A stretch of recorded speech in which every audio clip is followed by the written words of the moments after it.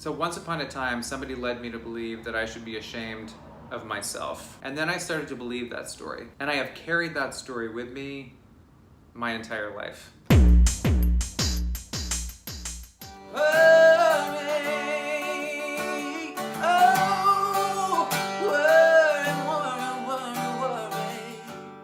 Hey everyone, Gregory Douglass here. I just want to riff on this whole concept of the stories that we tell ourselves, because this has been a huge theme for me lately. This idea that we are constantly telling ourselves stories all the time, whether they're true or not, we believe them.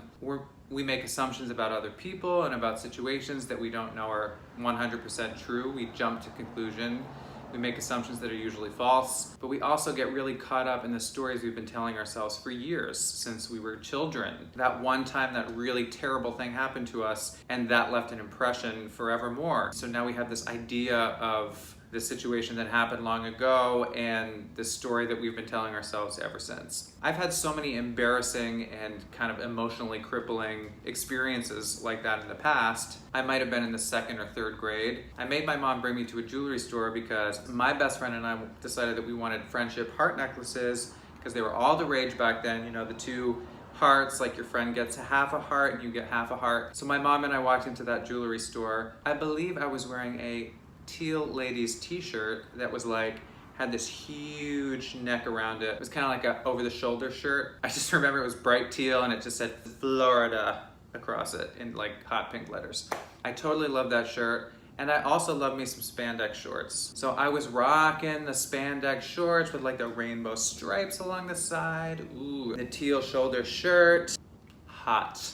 And 80s-rific. Meanwhile, this older gentleman behind the jewelry counter did not know what to do with himself. Well, I walked in there so proud with my mom, and she brought me up to the jewelry counter, and I was shy. I did not want to approach the guy, even though I was rocking my fabulous look. So my mom asked him for me about the friendship necklaces.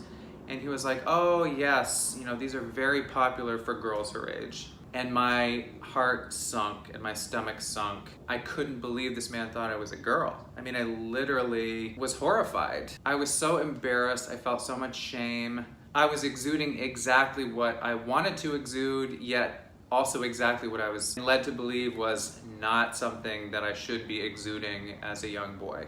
And I'm sure there are many people out there that can relate to this type of scenario in general. So at some point I was being told that it was shameful behavior to be an effeminate boy, to be wanting to wear brighter colors, to be wanting to rock women's clothes and jewelry, and that kind of stuff was so fun for me back then. It was an outlet, it was a creative outlet before I found music and theater, and I was making films back then as a kid, you know.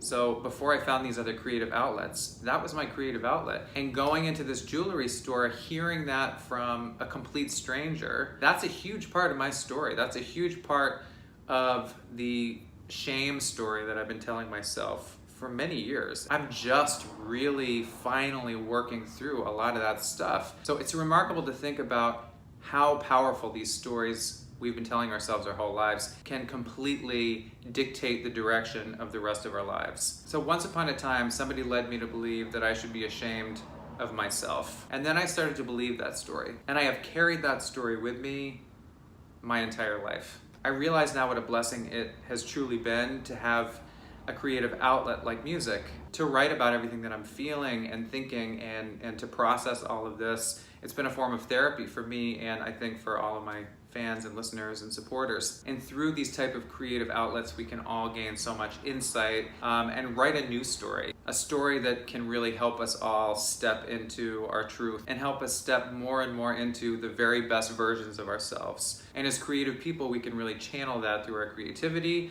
We can channel it through meditation. That was a mouthful.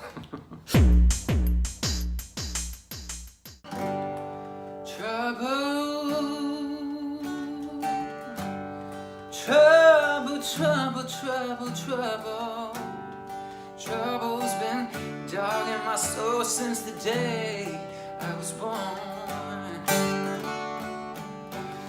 And worry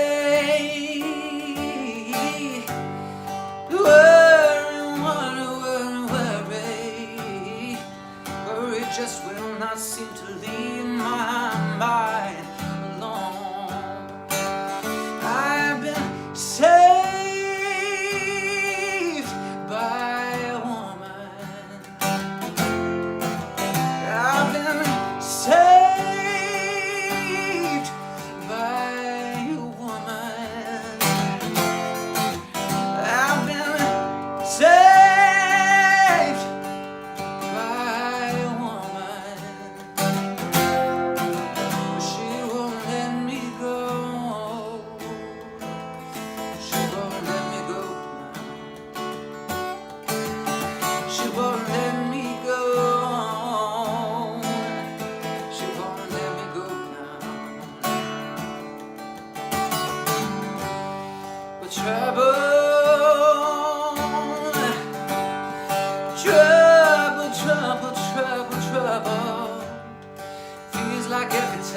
get back on my feet. She called